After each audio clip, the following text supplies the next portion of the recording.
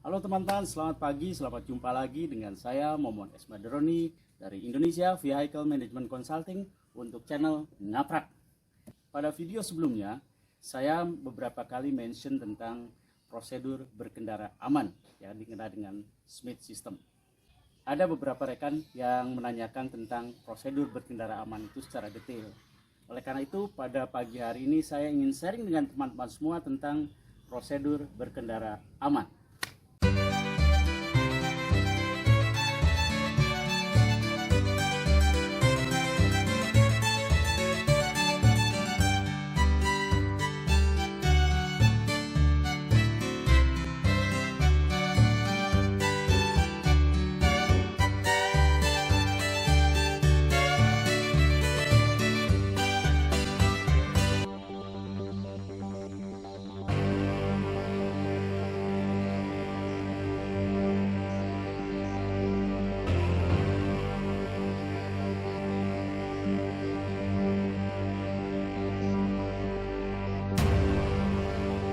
Ini merupakan sebuah acuan bagaimana berkendara yang aman, dan acuan ini banyak sekali dipakai di beberapa perusahaan yang memperhatikan tentang safety dalam berkendara. Terutama di Indonesia adalah perusahaan-perusahaan oil and gas. Nah, ada beberapa hal tentang prosedur berkendara aman ini, yaitu terdiri daripada 5 yang harus kita lakukan ketika kita berkendara. Yang pertama adalah melihat jauh. Dengan melihat jauh, kita akan bisa mengantisipasi apa-apa yang harus dilakukan di tempat yang akan kita lalui atau di jalan yang akan kita lalui. Kenapa demikian? Karena ketika kita berkendara, ada 3 proses. Yang pertama adalah melihat, yang kedua adalah menganalisa, yang ketiga adalah melakukan tindakan. Melihat dilakukan oleh mata, analisa dilakukan oleh otak, dan melakukan tindakan oleh anggota badan. Yang pertama dengan melihat. Mata tidak bisa menjawab apa yang dilihatnya. Data itu dilempar ke otak, dan otak akan mengolah data itu kemudian untuk melakukan tindakan yang tepat untuk melalui jalan tersebut atau medan tersebut. Sebagai contoh, mata melihat jauh, aspal seolah-olah hilang. Data itu oleh mata dilempar ke otak, dan otak akan mengolah, kemudian memberikan analisa, jawaban, dan perintah kepada anggota badan. Misalnya itu adalah jalan tikungan tajam, sehingga seolah-olah aspal hilang. Maka otak akan memerintahkan kepada anggota badan, "Hei kaki, nanti di tikungan sana Anda mengerem. Hei tangan, Anda memutarkan setir, membelokkan setir di tikungan sana." Sehingga ketika kita melalui tikungan tersebut, kita akan melakukan tindakan yang tepat dan aman. Nah, oleh karena itu, Smith System pertama adalah melihat jauh. Nah, teman-teman, manfaat dari melihat jauh juga adalah agar kita tidak melakukan gerakan yang serba mendadak. Sebagai contoh, kalau kita melihat dekat, dapat tikungan, tiba-tiba kita nikung. Atau mungkin karena kita dekat, tiba-tiba ada lubang, kita ngerem mendadak. Nah, salah satu manfaat dari melihat jauh adalah menghindari gerakan mendadak, karena gerakan mendadak adalah gerakan yang tidak aman. Yang kedua adalah mengontrol sekeliling. Artinya ketika kita berkendara, kita harus bisa mengetahui kondisi di depan kita, di belakang kita, di samping kiri kita, di samping kanan kita, bahkan di atas ataupun di bawah daripada kendaraan kita.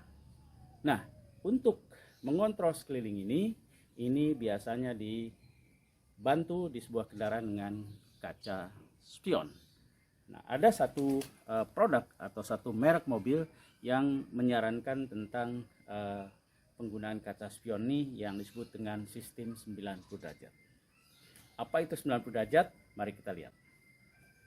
Nah, untuk poin kedua dari Smith System ini, yaitu mengontrol sekeliling, maka kita harus mengontrol kaca spion ini tidak hanya saat waktu mau membelok atau lagi parkir, tetapi pada periode tertentu kita harus bisa mengontrol kaca spion ini supaya bisa tahu kondisi di sekeliling kita, baik di kondisi sebelah kiri, ya, kondisi sebelah kanan, ataupun kondisi di belakang. Ya. Nah, kita akan aman kalau kita bisa mengontrol sekeliling kendaraan kita. Ya. Jadi tidak hanya di depan saja, tapi di kiri, kanan, dan juga belakang. Dan kalau perlu juga pada saat parkir kita harus lihat kondisi di atas. Ya. Mungkin ada sesuatu yang akan membahayakan kita. Juga ketika kita mengikuti, kita harus tahu juga adalah kondisi di bawah kendaraan. Nah teman-teman, sekarang saya ingin sharing tentang apa itu yang saya maksud dengan setting kaca spion 90 derajat. Ini sebagai contoh ya. Jadi kita setting ini terlalu nekuk ke dalam. Kita lihat ini adalah di area sampai terlihat mobil ini ya. Sampai ke handle pintu belakang kelihatan ya. Nah ini bahayanya, berarti mobil yang melalui kendaraan kita yang cepat. Nah ketika kendaraan ini lewat yang melalui kita dengan kecepatan yang tinggi, maka sebentar, karena di area ini saja yang tertangkap ya. Oke. Dan ini bahayanya, kadang-kadang kita sering temui bahwa ketika kita membelok seolah-olah aman di kaca spion ini, ternyata ketika membelok ada kendaraan, misalnya motor ya, sehingga kita tabrakan. Nah ini kenapa? Karena ketika kendaraan itu melalui kendaraan kita, ini begitu lepas dari kaca spion, mata kita belum menangkap kehadiran kendaraan itu di luar kaca spion tersebut ya. Nah oleh karena itu, ini disarankan supaya kita bisa mengontrol sekeliling dan juga agar kendaraan yang melalui kita yang cepat itu bisa tertangkap lama setelah lepas dari kaca spion ini ya. Jadi setelah lepas dari kaca spion ini di sini, mata kita sudah bisa melihat kehadirannya karena dengan sudut pandang dari mata kita yang langsung, tidak melalui kaca spion. Oleh karena itu, ini setting kaca spion ini seharusnya adalah dicoba seperti ini. Nah, oleh karenanya ini untuk kaca spion seperti ini sebaiknya adalah dibuka lebar sehingga di bagian belakang mobil kita hanya terlihat sedikit. Dengan demikian, motor atau mobil atau kendaraan lain yang akan melalui kendaraan kita ini akan tertangkap lama ya. Dari mulai sini ya, tertangkap di sini sampai terus ke ujung kaca spion ini. Nah, sampai ke sini masih kita bisa menangkapnya. Dan begitu lepas dari pantauan kaca spion, mata kita sudah melihat. Nah inilah dengan cara sistem 90 derajat. Jadi kesalahan umumnya adalah setting kaca spion terlalu menekuk seperti ini. Oke. Itulah cara sistem 90 derajat daripada penggunaan kaca spion untuk menunjang kontrol sekeliling. Nah itulah teman-teman bagaimana setting kaca spion dengan sistem 90 derajat dengan tujuan bahwa satu, kita bisa mengontrol secara maksimal, dan juga mobil atau motor atau kendaraan lain yang melalui kendaraan kita akan terlihat lebih lama. Dan begitu lepas dari kaca spion, mata kita sudah bisa melihatnya. Poin ketiga adalah menggerakkan mata. Pengertiannya di sini yang digerakkan adalah bola mata ya. Kenapa ini akan membuat kita aman? Karena dengan menggerakkan bola mata, mata kita tidak akan lelah atau terjadi fiksasi mata ya. Dan menggerakkan ini tidak hanya ketika kita membelok ya, tapi kita juga setiap periode tertentu kita bola mata kita digerakkan dengan cara seperti apa? Yaitu pada saat kita mengontrol sekeliling. Nah, kita bisa lihat ketika kita melalui jalan yang lurus, kita akan merasa lelah. Namun ketika kita melewati jalan yang berbelok-belok, kita akan segar. Kenapa demikian? Ketika kita di jalan yang lurus, kita hanya melihat ke satu arah, sehingga bola mata tidak banyak bergerak. Oleh karena itu akan lelah. Tetapi ketika kita melalui jalan yang berbelok-belok, mata kita otomatis akan juga bergerak, sehingga mata kita tidak lelah. Selain tidak lelah, juga mata kita lembab. Oleh karena itu, untuk menghindari fiksasi mata dan kelelahan mata, maka ketika berkendara, gerakanlah bola mata. Baik itu dalam keadaan jalan lurus ataupun jalan yang berbelok-belok. Dengan cara sambil mengontrol sekeliling, yaitu melihat kaca spion. Nah, poin berikutnya yaitu poin keempat adalah menjaga jarak. Pengertian menjaga jarak ini baik ketika sedang berjalan mengikuti atau following distance, juga ketika kita berhenti, ya, juga jarak terhadap semua objek yang ada di sekeliling kita, ya. Untuk following distance itu jarak mengikuti untuk kendaraan kecil itu adalah 3 detik. Nah, pengertian kenapa jarak menjadikan waktu, karena tergantung dari kecepatan.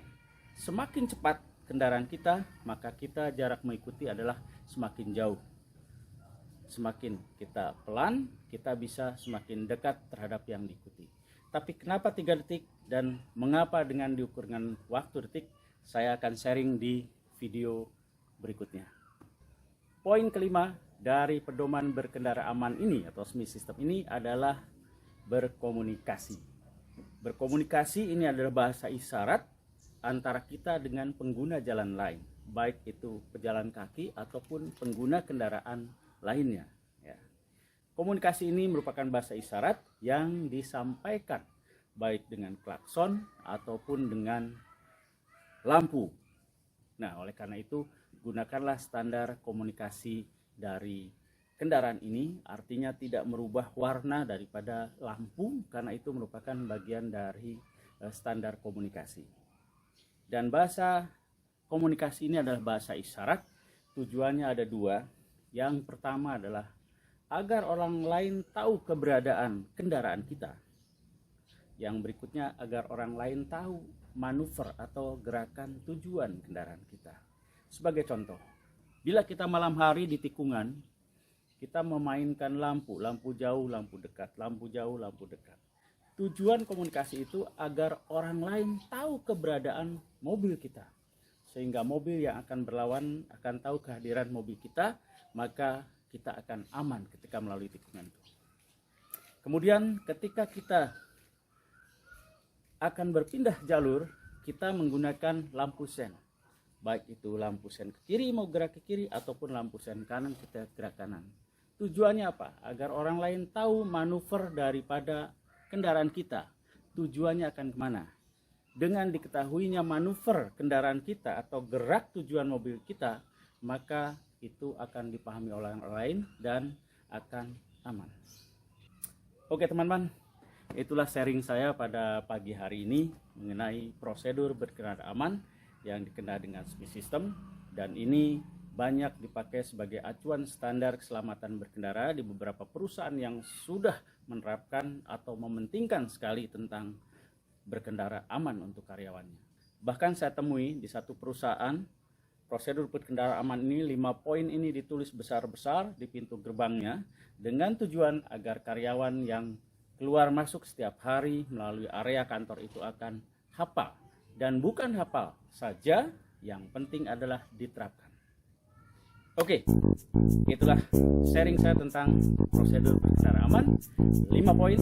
Yang pertama adalah melihat jauh, yang kedua mengontrol sekeliling, yang ketiga adalah menggerakkan mata, yang keempat selalu menjaga jarak.